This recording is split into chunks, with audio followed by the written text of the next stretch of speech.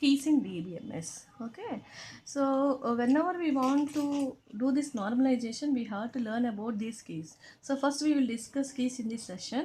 For what purpose we are going to use these keys is in order to identify unique rows from the tables.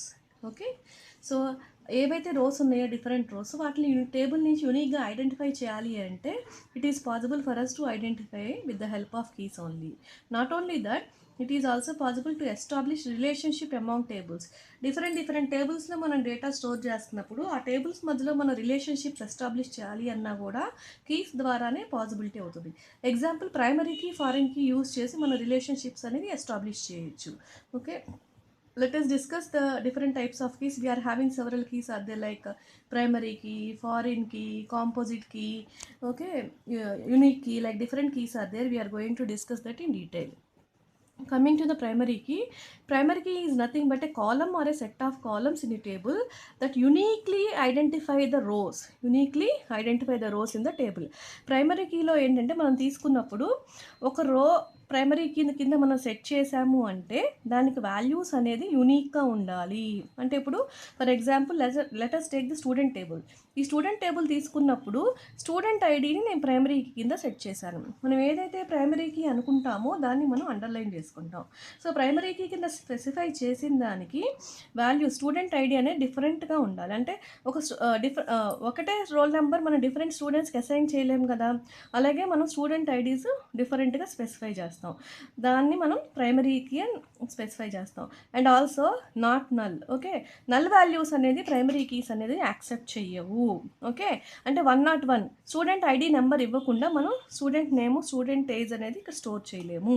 Okay, so because as we have set this to be as a primary key, it must be unique and it must not be null. Okay, null అయి ఉండకూడదు, ఈ value null అయి ఉండకూడదు, unique అయి ఉండాలి.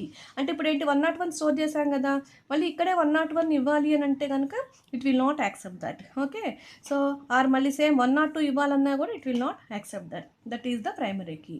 And how we are going to define the primary key is, it is a minimal set of attributes in a table. This is a student table that uniquely identify the tuples. Tuples are nothing but rows in the table. See here, how many rows are there in this table? First row, second row, third row, fourth row, fifth row. What the first row is going to provide us? It is going to provide us the information about student number 101. What is the name of the student number 101? Steve. And what is the age? 23. Okay, like that it is providing us the information. In each and every row is going to provide us information about that particular student. Okay, in this student table. So coming to this student name alone cannot be a primary key. Why it is? Because different స్టూడెంట్స్కి same name ఉండొచ్చు కాబట్టి మన student name ఒక్కదాన్నే మనం ప్రైమరీకి కింద తీసుకోలేము. Student age, different స్టూడెంట్స్కి same age ఉండొచ్చు కాబట్టి స్టూడెంట్ ఏజ్ని మనం ప్రైమరీ కింద తీసుకోలేము. స్టూడెంట్ ఐడి ఉంది కాబట్టి ఇక్కడ రోల్ నెంబర్స్ డిఫరెంట్గా ఉంటాయి కాబట్టి so we can take student ID as a primary key. Okay, because it has a unique ID. Okay, so you have to remember unique and not null. These two things you need to remember in the primary key. Okay, so in some cases an attribute alone cannot uniquely identify a record. ఒక అట్రిబ్యూట్తోనే ఈ table ఉందనుకోండి, ఇప్పుడు 3 attributes ఉన్నాయి మనకి.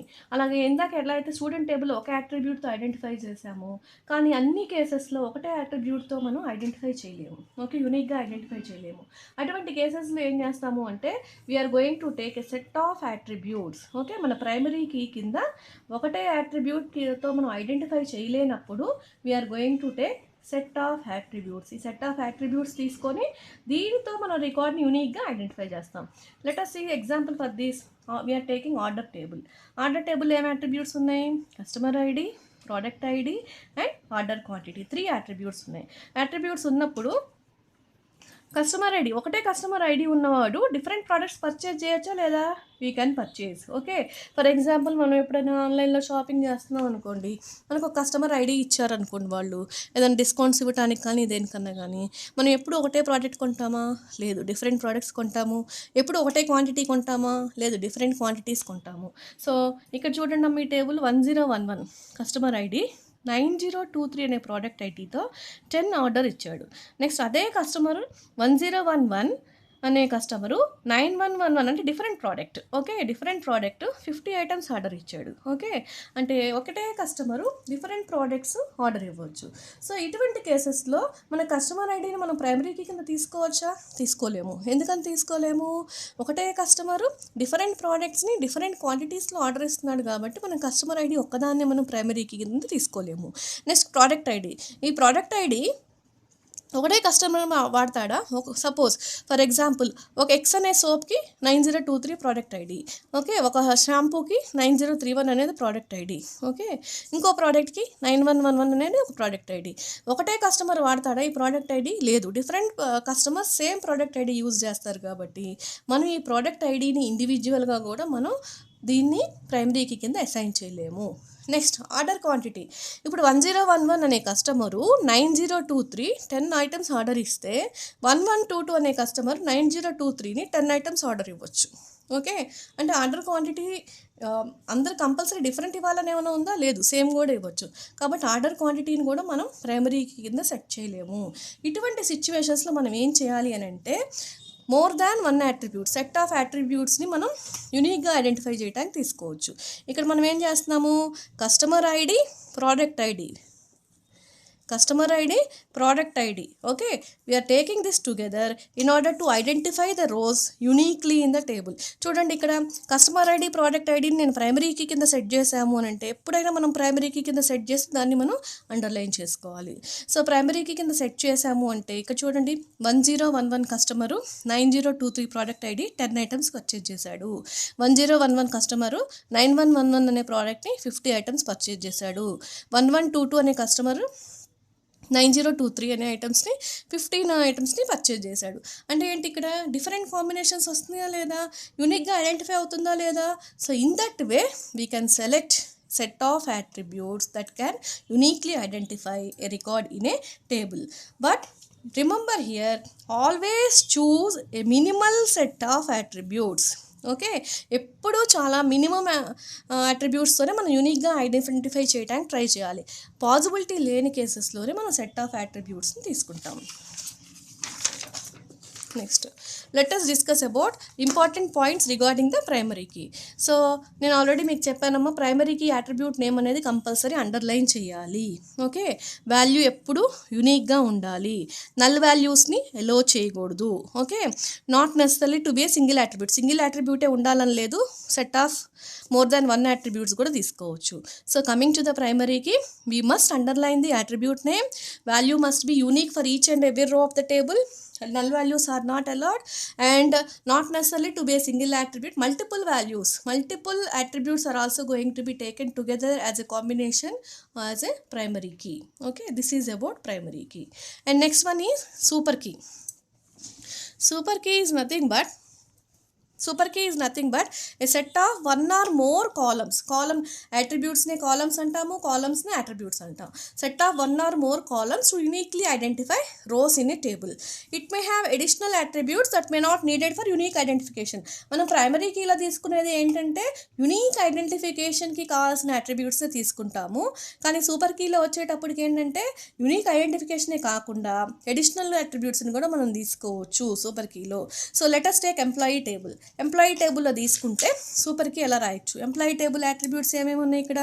Employee social security number, employee number and employee name. Okay. In that case employee social security number. Using this employee social security number, we can identify the employee. Social security number ఒక person నుంచి ఇంకో పర్సన్కి ఎప్పుడు డిఫరెంట్గా ఉంటుంది కాబట్టి only ఈ employee security నెంబర్నే తీసుకుంటే దాన్ని బట్టి మనం యూనిక్గా ఐడెంటిఫై చేసుకోవచ్చు. ఆర్ ఎంప్లాయీ నెంబర్, ప్రతి ఎంప్లాయీకి ఒక డిఫరెంట్ నెంబర్ ఉంటుంది కదా, అదొకటి తీసుకున్నా మనం యూనిక్గా ఐడెంటిఫై చేసుకోవచ్చు. లేదా employee social security number and employee number together కూడా తీసుకోవచ్చు. Or employee social security number, employee name, ఈ రెండు కలిపైనా తీసుకోవచ్చు. Employee security number, employee name ఈ మూడు తీసుకోవచ్చు. లేదా employee number and employee name ఈ రెండు అయినా తీసుకోవచ్చు. సూపర్ కీ అంటే మనం ఏమని చెప్పుకున్నాము? యూనిక్గా ఐడెంటిఫై చేసేదే కాకుండా ఎడిషనల్ యాట్రిబ్యూట్స్ని కూడా తీసుకుంటే దాన్నే సూపర్ కీ అన్నాము. ఇక్కడ చూడండి అమ్మా, employee security number, employee number యూనిక్గా ఐడెంటిఫై చేస్తుంది. కానీ ఎంప్లాయీ నేమ్ ఇక్కడ మనకి యూనిక్గా ఐడెంటిఫై చేస్తుందా? చెయ్యదు. కానీ ఇక్కడ ఎంప్లాయీ సెక్యూరిటీ నెంబర్ మనకి యూనిక్గా ఐడెంటిఫై చేస్తుంది. సో సూపర్ కీలో యూనిక్గా ఐడెంటిఫై చేయని వాటిని కూడా అట్రిబ్యూట్స్ని కూడా మనం తీసుకోవచ్చు కాబట్టి దీన్ని మనం ఒక సూపర్ కీ కింద తీసుకున్నాం. So this is about super key. Next we are going to discuss about candidate key. The minimal super key with no redundant attributes. Redundant means repeated. Okay, that is called as a primary key. Whenever we want to select a primary key, it should always be selected from the candidate key. Primary key ni eppudu manam candidate key nunchi select cheskuntam. ప్రతి టేబుల్కి at least 1 candidate key ఉంటుంది. Every table must have at least 1 candidate key. 1 కాదు, multiple candidate keys కూడా ఉండొచ్చు, కానీ primary key అనేది మాత్రం ఒక్కటే ఉంటుంది.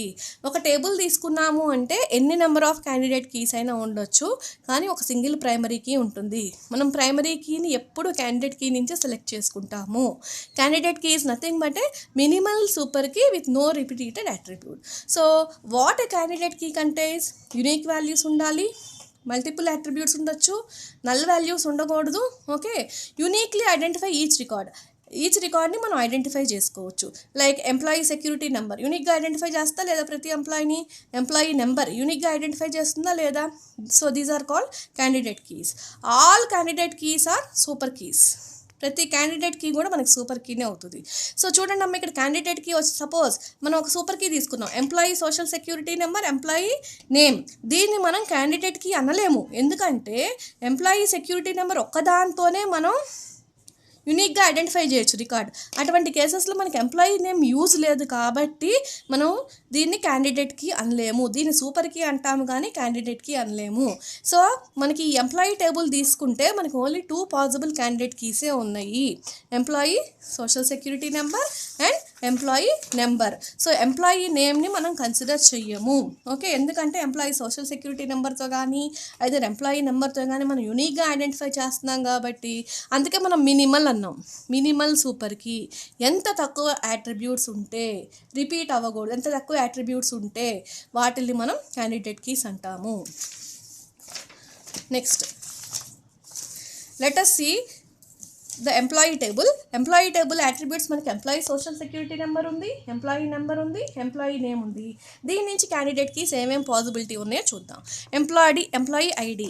ఈ ఎంప్లాయీ ఐడిలో ఏమైనా అట్రిబ్యూట్స్ రిపీట్ అవుతున్నాయా? లేదు. So this is a candidate key. Employee number, దీని ఒక్కదాన్ని యూజ్ చేసి మనం యూనిక్గా ఐడెంటిఫై చేయొచ్చు కదా, కాబట్టి ఇది ఒక candidate key. Employee ID and employee number. ఇక్కడ ఏంటంటే ఇది super key, but this is not a candidate key. ఎందుకని క్యాండిడేట్ కీ కాదు? ఈ ఎంప్లాయీ ఐడి ఒక్కటి దాని ద్వారా మనం యూనిక్గా ఐడెంటిఫై చేయొచ్చు. ఇక్కడ ఎంప్లాయీ నెంబర్ అవసరం లేదు, ఆర్ ఎంప్లాయీ నెంబర్ ఒక్కటే ఉన్నా మనం యూనిక్గా ఐడెంటిఫై చేయొచ్చు, ఎంప్లాయీ ఐడి లేదు, అవసరం లేదు కాబట్టి. సో దీన్ని మనం సూపర్ కీ అనొచ్చు కానీ క్యాండిడేట్ కీ అనలేము. Next employee ID, employee name. So ఇక్కడ ఏంటంటే మనకి ఎంప్లాయీ నేమ్ అనేది రిడెండెంట్, రిపీట్ అవుతూ ఉంటుంది ఎంప్లాయీ నేమ్. ఓకే, సో ఇది యూనిక్గా ఉండదు కాబట్టి దీన్ని మనం కన్సిడర్ చేయకూడదు. ఇది సూపర్ కీ అవుతుంది కానీ మనకి క్యాండిడేట్ కీ అవ్వదు. ఇక్కడ కూడా employee ID, employee number, employee name. Either employee ID or employee number sufficient. Employee name కూడా మనకు అవసరం లేదు కాబట్టి ఇది కూడా మనకి క్యాండిడేట్ కీ కాదు. ఎంప్లాయీ నెంబర్, ఎంప్లాయీ నేమ్ ఇది కూడా క్యాండిడేట్ కీ కాదు. ఎందుకు?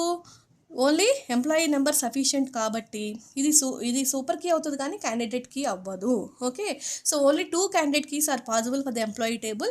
It may be either employee social security number or employee ID or employee number. Okay, so these two are the only possible candidate keys for the employee table. So let us see foreign key. Foreign key is also called as the referential integrity. So for what purpose we are going to use is it will establish relationship between 2 tables.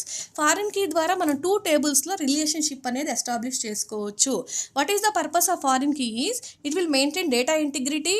It will act as a cross reference between 2 tables. Okay, it will always primary కీని refer చేస్తూ another టేబుల్లో మనం డేటాని store చేస్తాం. Okay, so let us see one small example. మనకు ఒక department table ఉంది, ఒక టీచర్ టేబుల్ ఉంది.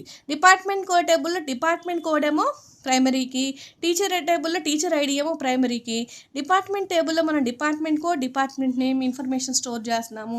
టీచర్ టేబుల్లో teacher ID, first name, last name store చేస్తున్నాము. బట్ హియర్ ఈ డిపార్ట్మెంట్ టేబుల్ ఎవరికి సంబంధించింది? టీచర్కి సంబంధించింది. బట్ ఎక్కడైనా రిలేషన్షిప్ ఉందా? ఈ రెండింటి మధ్య ఎక్కడా రిలేషన్షిప్ లేదు. ఓకే, సో రిలేషన్షిప్ లేదు కాబట్టి మనం ప్రాపర్గా డేటాని యూస్ చేయలేవు.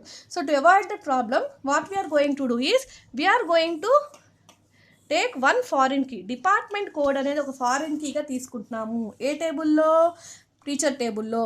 ఓకే, సో డిపార్ట్మెంట్ కోడ్ వచ్చేటప్పటికి డిపార్ట్మెంట్ కోడ్ వచ్చేటప్పటికి డిపార్ట్మెంట్ టేబుల్లోనేమో ప్రైమరీ కీ అవుతుంది.